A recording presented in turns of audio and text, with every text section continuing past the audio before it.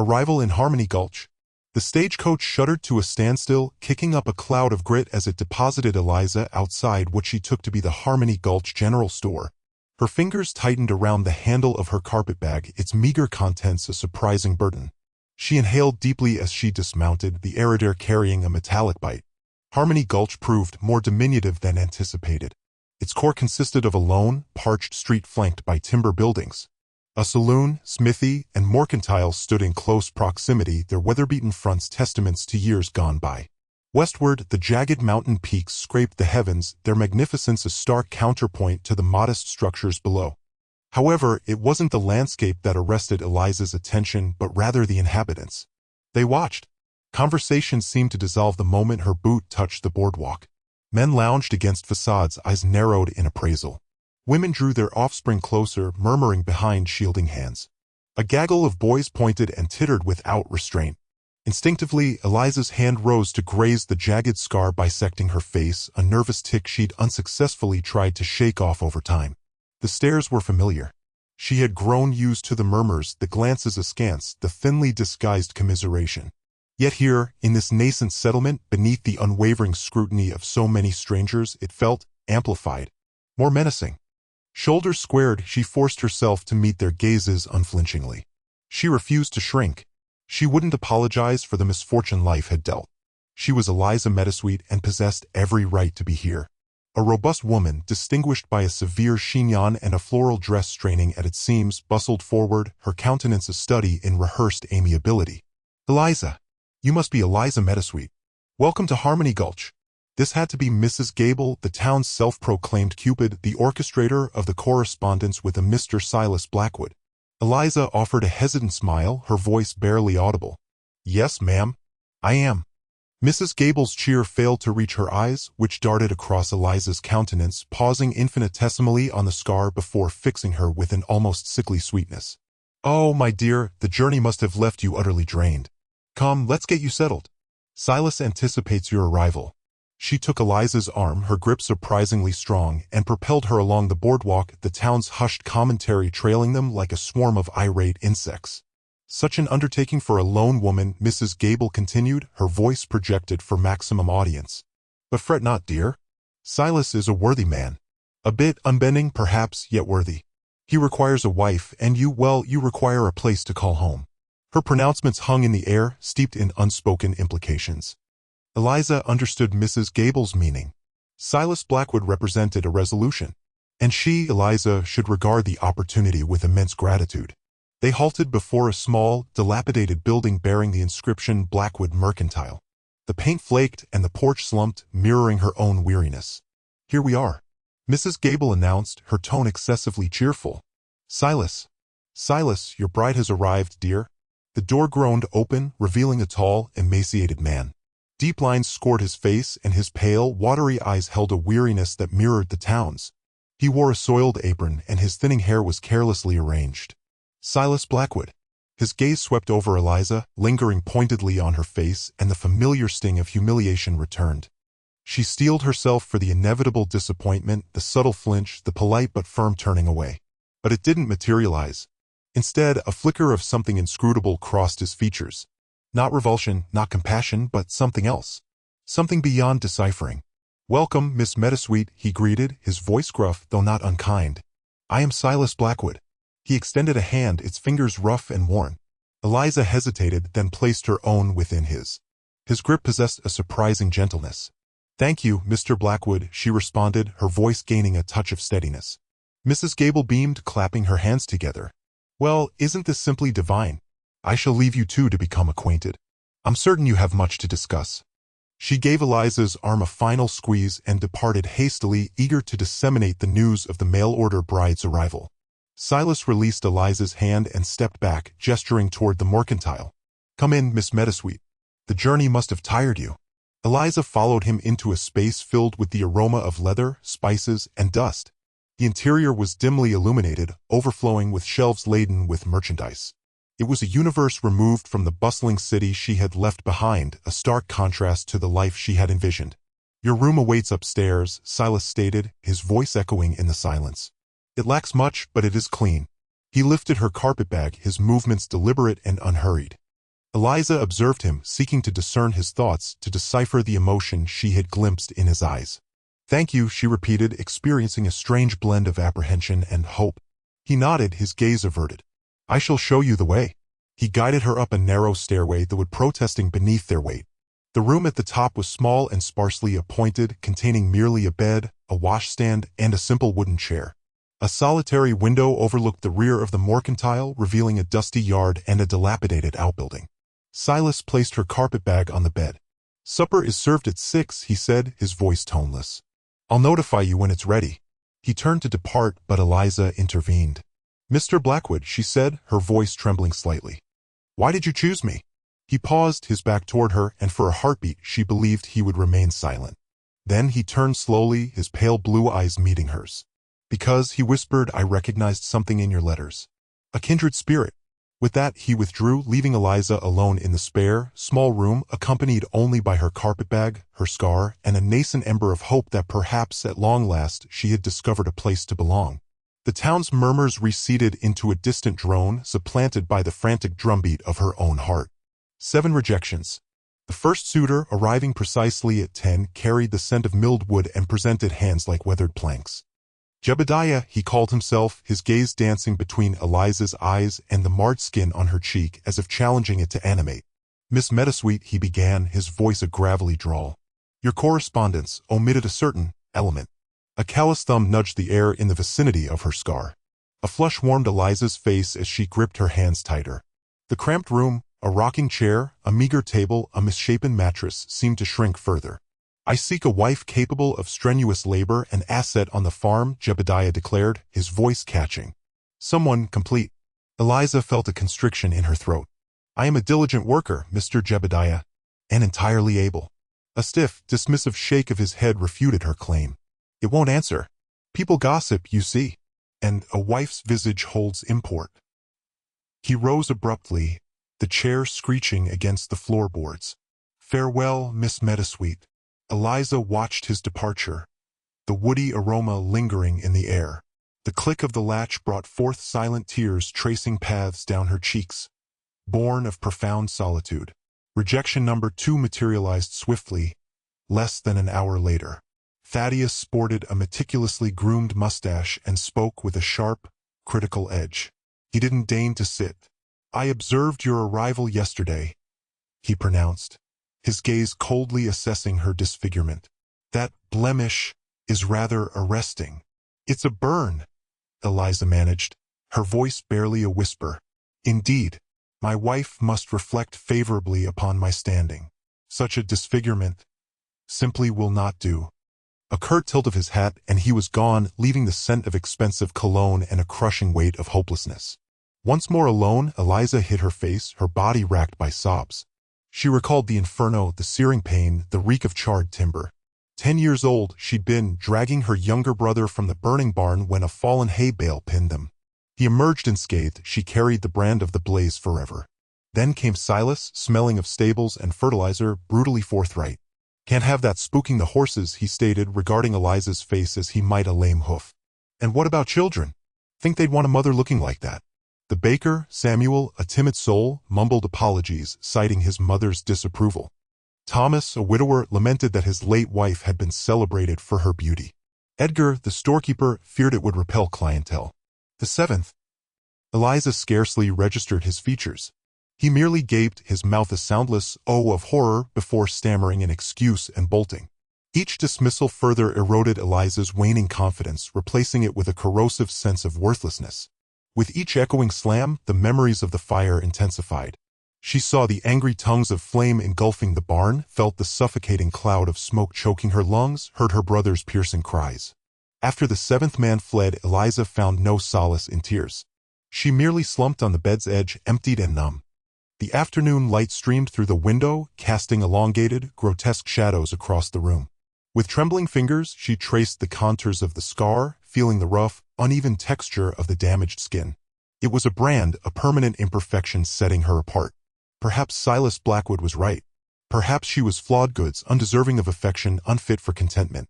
Perhaps she was destined for solitude, eternally stalked by the specter of the fire.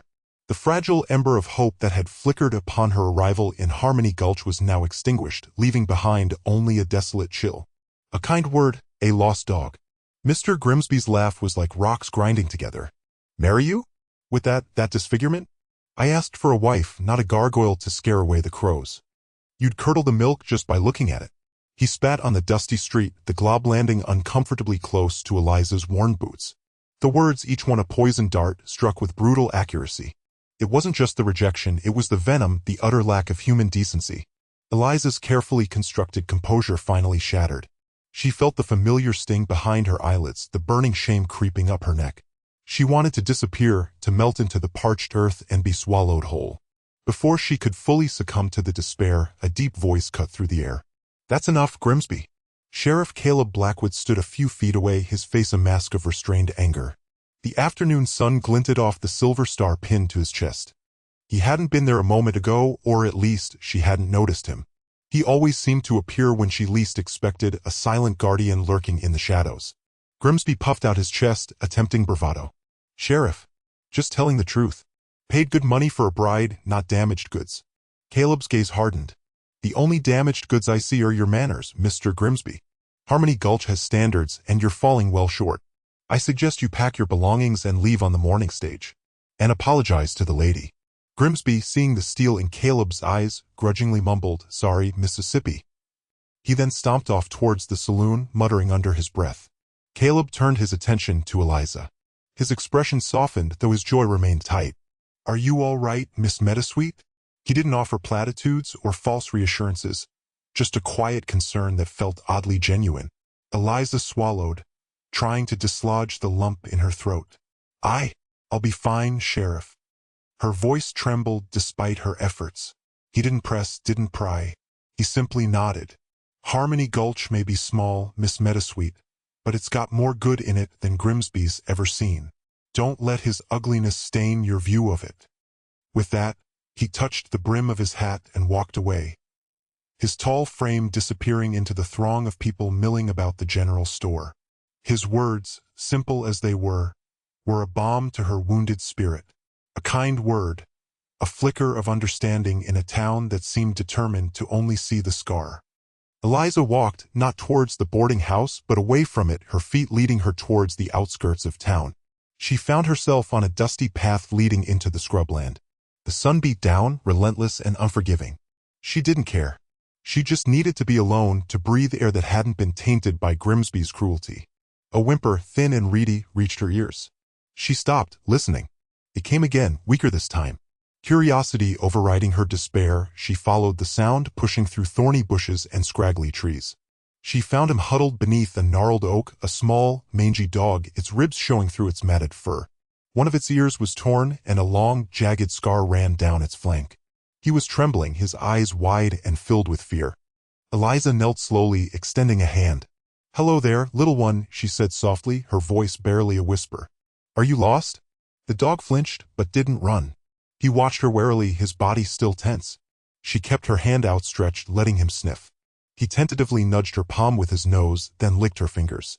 The touch was hesitant, fragile, like a tentative offering of trust. Eliza felt a surge of empathy, a connection to this creature who, like her, bore the marks of hardship. She understood his fear, his vulnerability. She knew what it was like to be unwanted, to be judged by appearances. It's all right, she murmured, stroking his head gently. I know how you feel. She didn't know where the words came from, but they were true. She scooped him up, surprised by how light he was. He nestled into her arms, trembling less now, finding comfort in her touch. As she carried him back towards town, a name formed in her mind. Lucky, she whispered. I think I'll call you Lucky. Maybe, just maybe, they both needed a little luck. The dog, nestled in her arms, licked her hand again. For the first time that day, Eliza smiled, a genuine smile that reached her eyes, momentarily eclipsing the shadow of her scar. Maybe Harmony Gulch wasn't entirely devoid of hope after all. Unexpected friendship. The dawn arrived, crisp and clean, gilding Harmony Gulch's craggy peaks with light. Eliza, absorbed in tending her herb garden with Lucky snoozing nearby, heard hoofbeats approaching. She straightened, a nervous tremor in her chest. Sheriff Blackwood. Dismounting, the saddle leather groaned under his weight. He held a posy of wildflowers, striking blues, sun-kissed yellows, and vibrant scarlets. "Mornin', Miss Meadowsweet," he greeted, his voice a deep murmur. "Brought these along. Thought your garden might appreciate some company." A blush warmed Eliza's cheeks. "Sheriff, that wasn't necessary." She accepted the blooms, their sweet perfume drifting around them. "They're lovely. Thank you." Leading him to the porch, Lucky offered a lazy wag of his tail. Caleb settled on the steps, his gaze sweeping the humble cabin and its surroundings. "How are you finding things here?" "Serene," she offered, carefully placing the wildflowers into a time-worn pitcher. "More serene than I've known in ages." They lapsed into easy conversation, discussing the weather, the harvest, the minor happenings of Harmony Gulch. Caleb, she observed, was a keen listener, his stormy gray eyes holding her attention. He didn't seem repelled by her scar, merely intrigued. Over the following weeks, Caleb's visits became routine.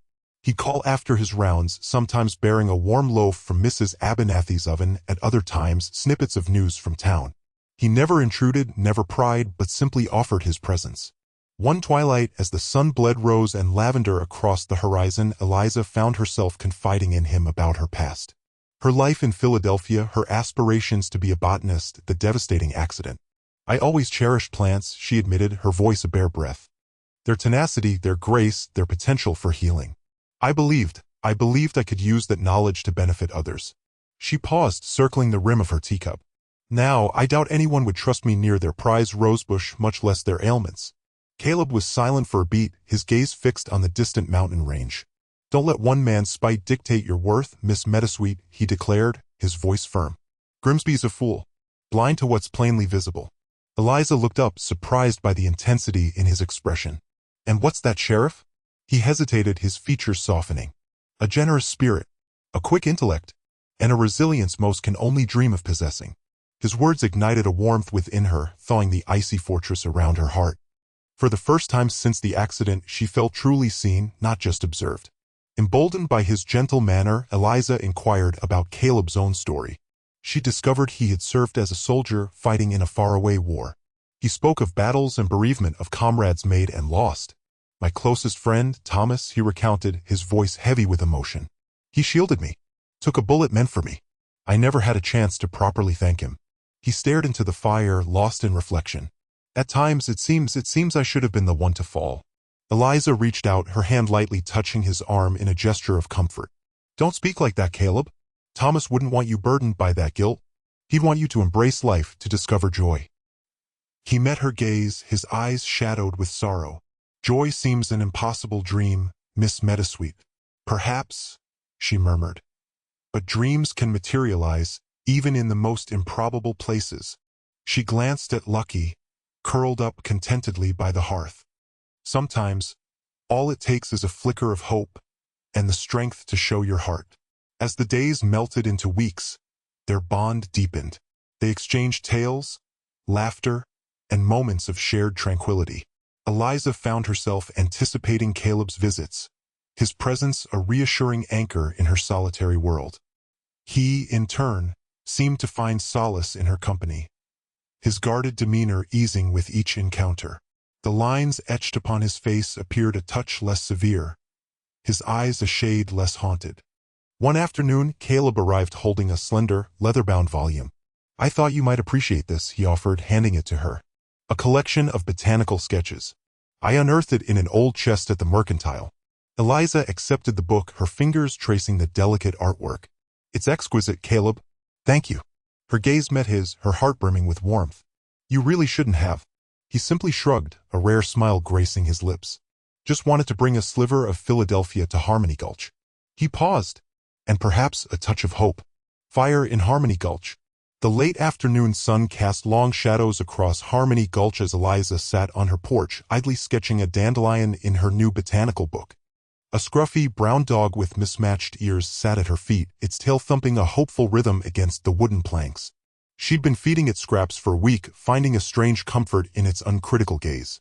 Unlike the averted eyes of most townsfolk, the dog seemed to see only her outstretched hand, not the jagged scar that bisected her face.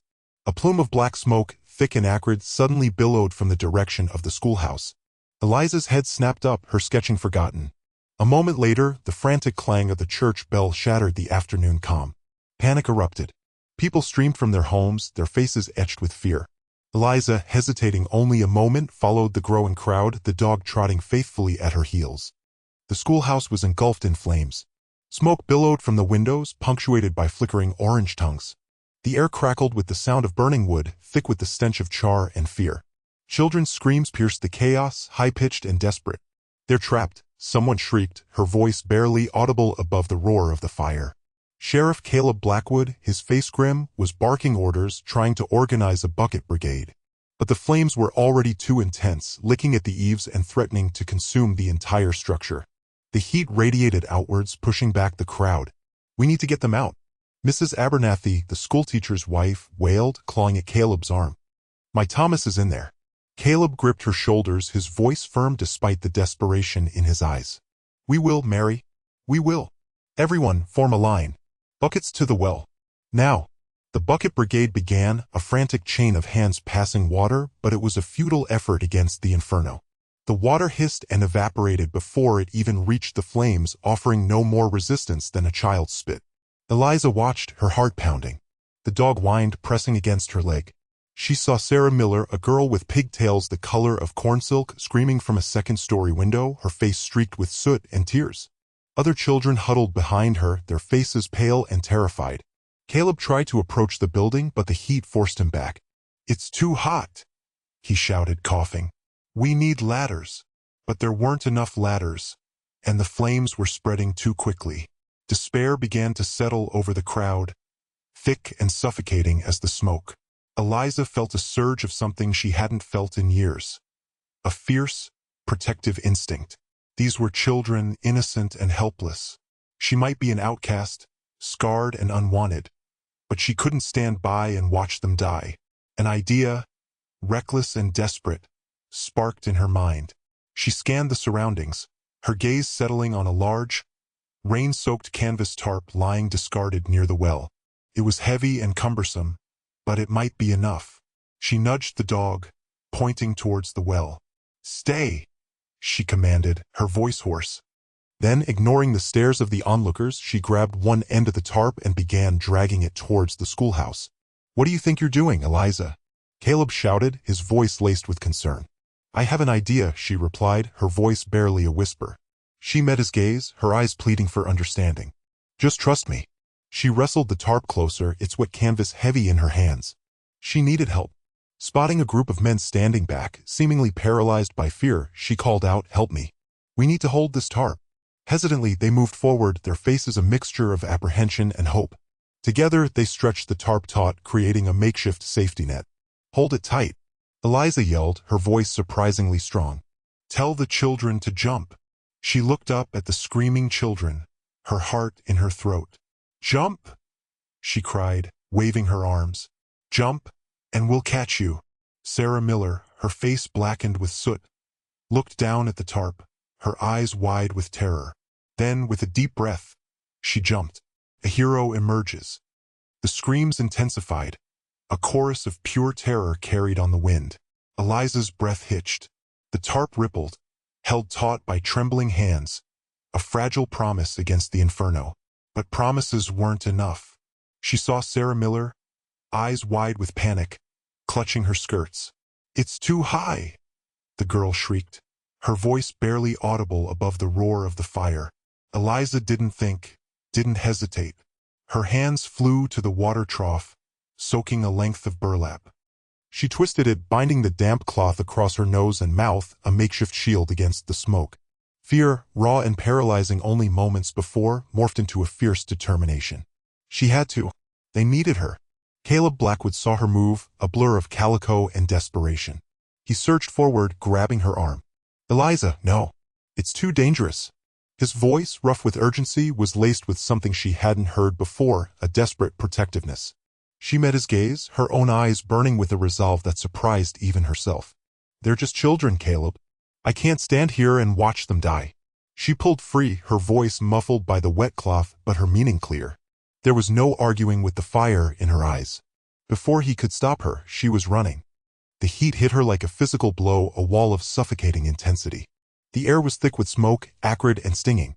Coughing, she stumbled toward the splintered door, now engulfed in flames.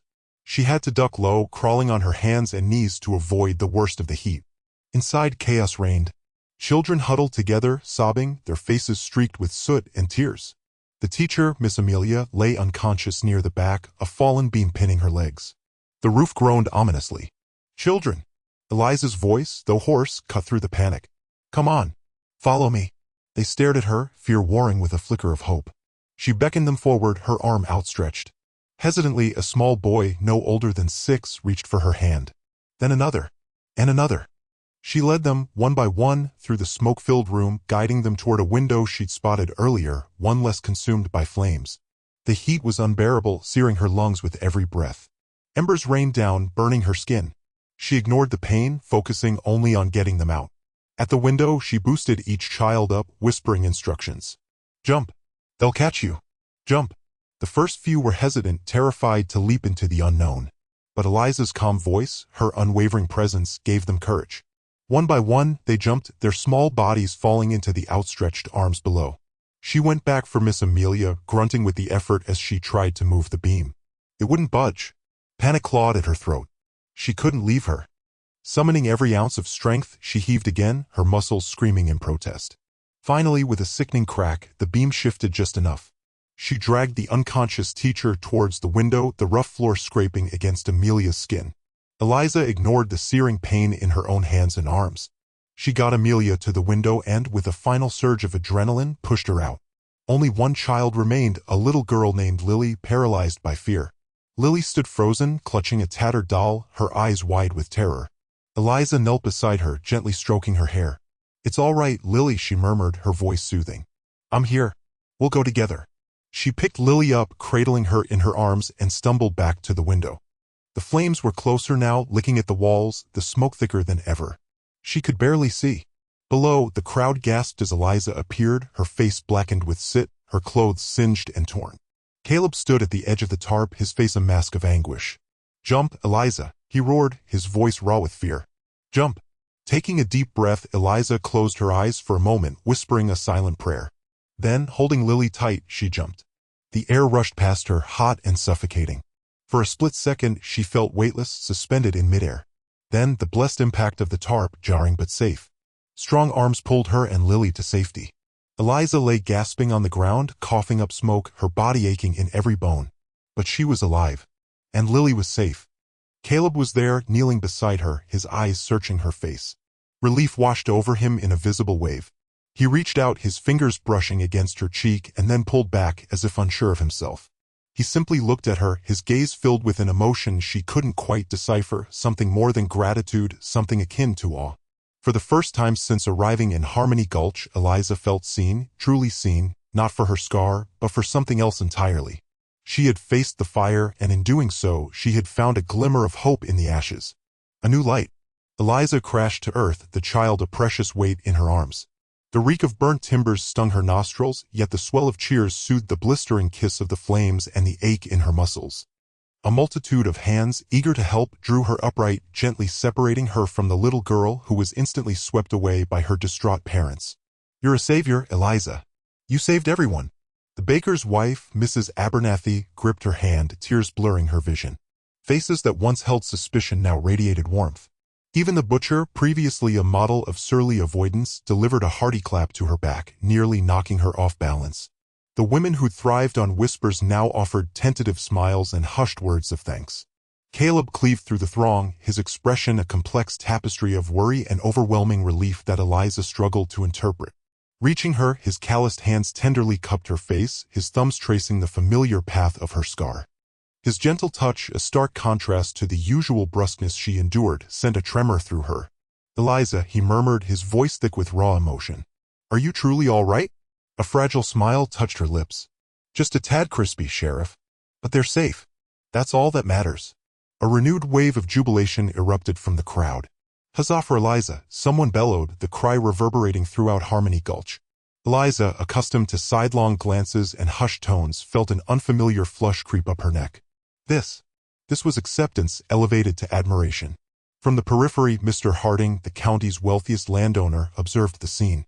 Impeccably dressed, his tailored suit seemed out of place amidst the townsfolk's rough-spun attire. He'd witnessed Eliza's plunge into the inferno, noting the flicker of fear eclipsed by a fierce resolve.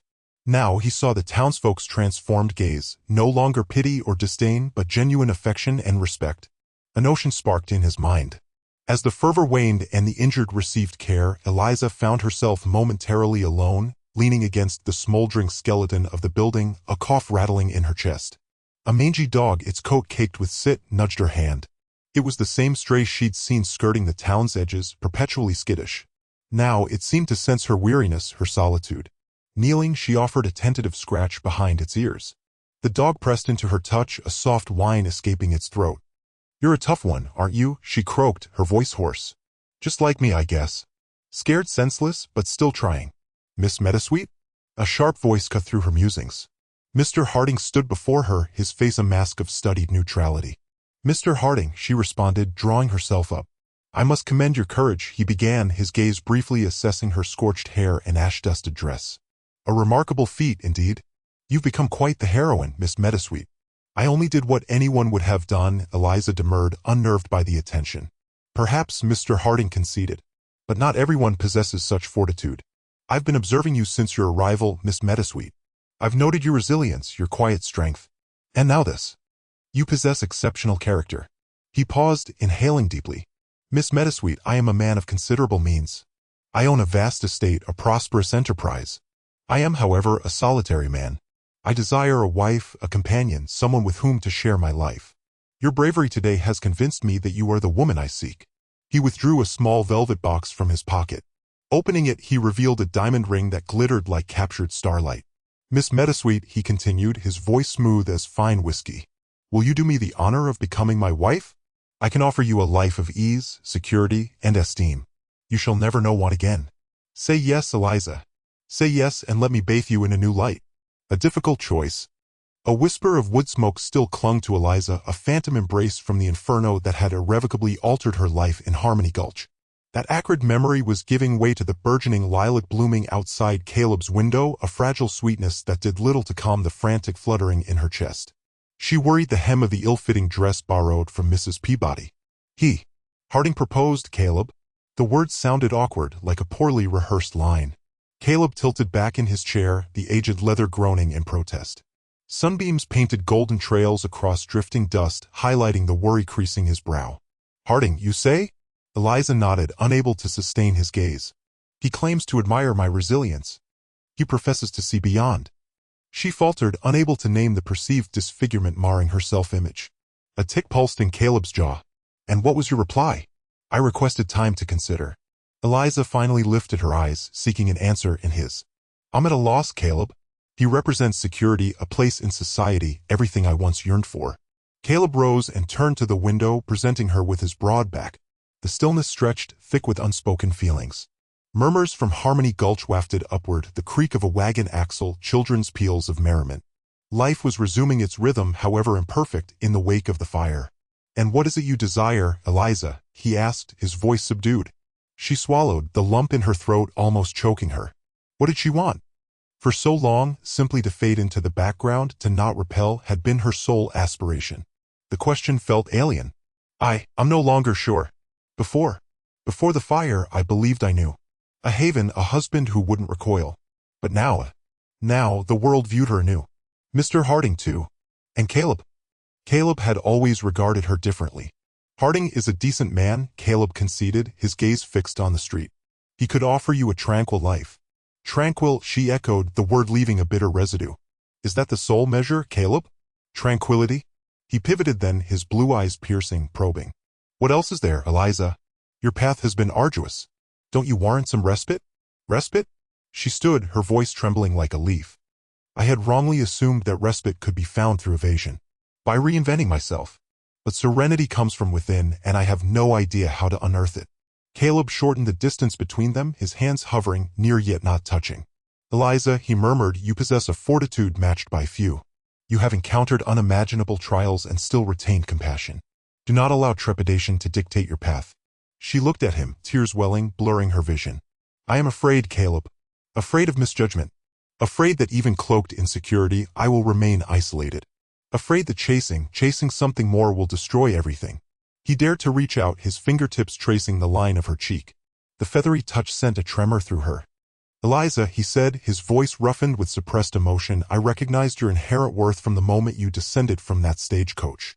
Not just the splendor of your soul, which rivals any star, but the loveliness of your countenance, your eyes. The scars, they chronicle survival, resilience. They are integral to who you are, and they are beautiful. Her breath hitched. No one had ever spoken such words to her. No one had ever perceived her in such a light. Caleb. He framed her face, his thumbs gently swiping away the tears tracing paths down her face. Don't consent to marry Harding for the sake of stability, Eliza. Don't consent because you perceive it's what you are owed. Consent to marry him, or abstain, solely because it aligns with the deepest desires of your heart. And if you do select marriage to him, I will be disheartened, but I will honor your decision. Eliza scrutinized his face, searching for any hint of artifice, any indication that his words were merely a salve. But all she found was sincerity and something more. A possibility she had only permitted herself to dream of. And what if my heart's longing is unattainable? She whispered. He lowered his brow to hers. Eliza, he breathed, his warmth radiating against her skin, you are capable of having anything. Absolutely anything. He hesitated. I am in love with you, Eliza. I believe I have been from the instant I observed you standing there, vulnerable and fearful, yet holding your head so proudly. The confession hung between them, delicate and priceless. Eliza's pulse hammered against her ribs. She reached up, her hand shaking as she touched his cheek. Caleb, she whispered. Before she could complete the sentence, he lowered his head and kissed her. It was a tentative exploration at first, then deepened into a fervent expression that jolted through her. It was a kiss laden with yearning, with affection, with a profound connection that transcended scars and societal expectations.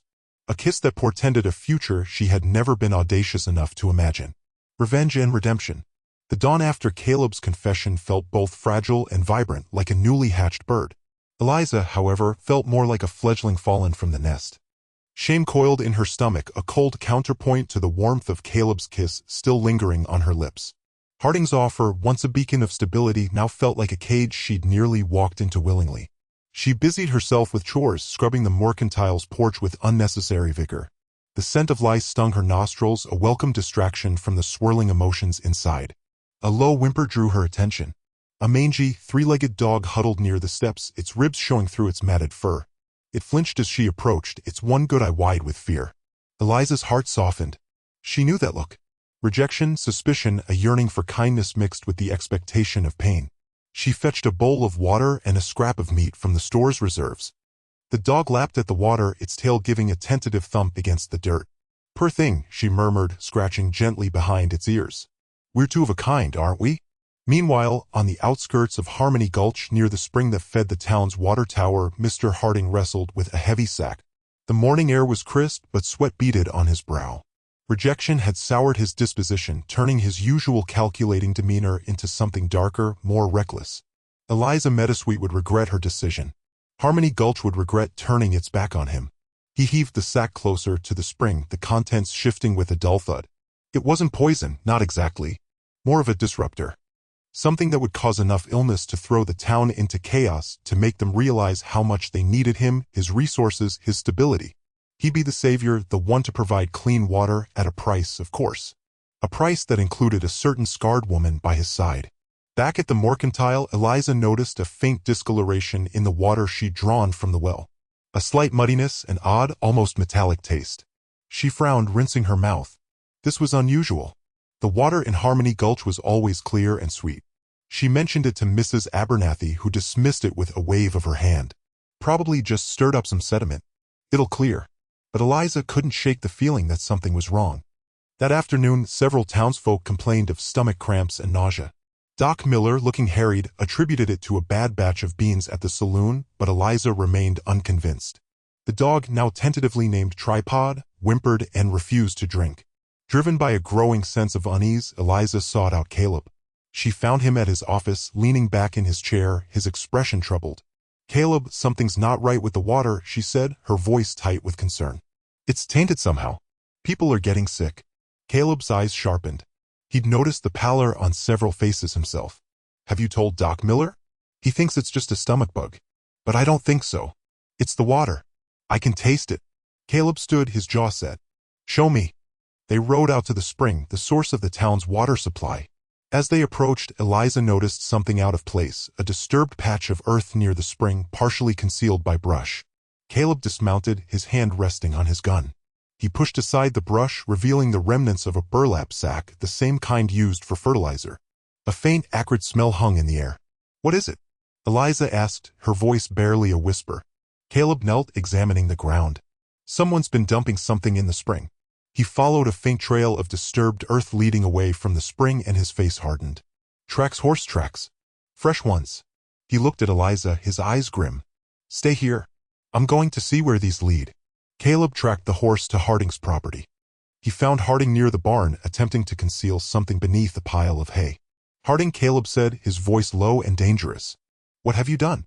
Harding blustered, his face flushed. I don't know what you're talking about, Blackwood. Caleb pulled back the hay, revealing a half-empty sack identical to the one found near the spring. The label read, copper sulfate, caution, harmful if swallowed. This, Caleb said, holding up the sack, is what I'm talking about. Poisoning the town's water supply. Why? Harding's composure crumbled. They rejected me. They turned their backs on me. Harmony Gulch will regret this. Caleb arrested Harding, hauling him back to town. Eliza met them at the edge of town, her face etched with worry. It was him, Caleb confirmed, his voice tight with anger. He was trying to poison the water.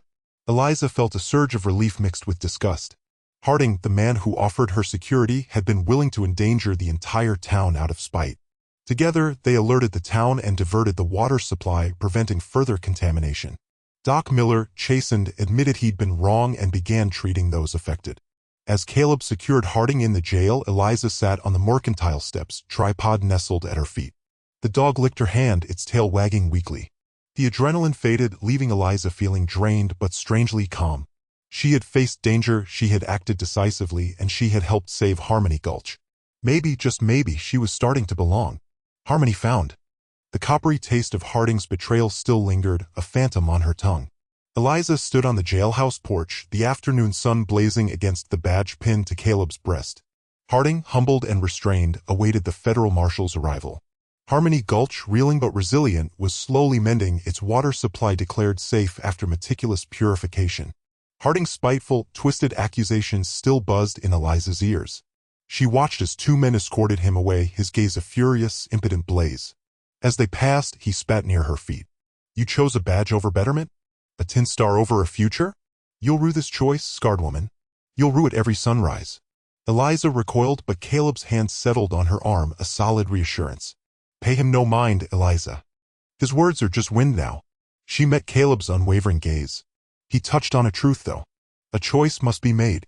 Turning, she surveyed Harmony Gulch from the porch's edge, a tableau of rawness and revival. Children's laughter, a delicate chorus, rose against the backdrop of rebuilding. A scrawny dog, ribs prominent under its patchy coat, approached a young girl who offered a morsel of her bread. The dog tentatively lapped the offered hand, its tail a hesitant pendulum. Eliza understood that animal. She knew the hunger for kindness, the hesitant approach shadowed by fear of rebuff. Harding offered security, she breathed, her voice almost lost to the breeze. A life of ease, perhaps even social standing. Caleb remained silent, granting her the space to speak. But it would have been a gilded cage, Eliza declared, turning back to him, conviction in her eyes. Built on deceit and control. He didn't see me, Caleb. He envisioned a project, a thing to be shaped. She inhaled deeply, the scent of dust and pine filling her lungs. I can't wed him. A fleeting relief crossed Caleb's features, quickly veiled by his usual reserve. Figured you wouldn't. Eliza managed a faint smile. You did? What made you so sure? He shrugged, jamming his hands into his pockets. You're tougher than you give yourself credit for, Eliza. And smarter. You wouldn't accept a counterfeit existence. The silence stretched, thick with unspoken sentiments. Eliza felt a sudden weariness settle upon her, the weight of recent trials pressing down. Caleb, she began, her voice fragile. He forestalled her, his tone earnest. Don't say anything you're unsure of, Eliza. You owe me nothing. I don't owe you anything, she affirmed, stepping closer. But I want you. Not comfort, not societal approval, but you. A life where I'm truly seen, past the scars, for who I am. She reached for him, her hand hovering. He clasped it, his touch a brand of warmth and strength. "I see you, Eliza," he said, his voice husky. "Always have." The wedding was a simple affair held in the town square under a bower of wildflowers hastily gathered by the women of Harmony Gulch. The air hummed with the fragrance of lavender and honeysuckle, a welcome change from the metallic undertones that had plagued the town. Eliza wore a borrowed dress of pale blue fabric, the color of a summer sky. Unpretentious, yet perfect. The townsfolk, their faces a study in relief and celebration, encircled them. Even Mrs. Abernathy, her disapproval softened, offered a tentative smile. The children, scrubbed and ribboned, giggled at a small stray dog that had infiltrated the gathering, its tail a blur of happiness. As the preacher spoke, Eliza gazed at Caleb. His eyes, usually guarded, now shimmered with tenderness. He wasn't handsome in the conventional mold, his face etched by sun and etched with responsibility, but to her, he was beautiful. Beautiful in his strength, his integrity, his unwavering faith in her. When the preacher declared them husband and wife, a joyful roar erupted from the crowd.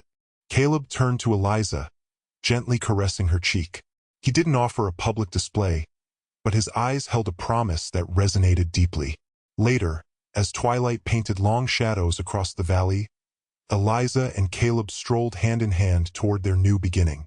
It was humble, a slightly ramshackle cabin on the edge of town, yet it was theirs. Eliza entered, the comforting aroma of wood smoke and pine embracing her. The cabin was sparsely decorated, but clean and welcoming. Caleb had lit a fire in the hearth, bathing the room in a golden glow. He turned to her, his face illuminated by the flames. "It's not much, I know, but it's home." Eliza beamed, her heart brimming with a joy she hadn't believed possible. "It's perfect, Caleb. It's more than I ever dared to hope for." She moved to the window, gazing out at the valley bathed in the gentle light of evening. Stars winked into existence like diamonds scattered on dark velvet. "Harmony," she murmured, turning back to Caleb. "I think I've finally found it." He drew her close, enfolding her in his arms. "We found it, Eliza. Together."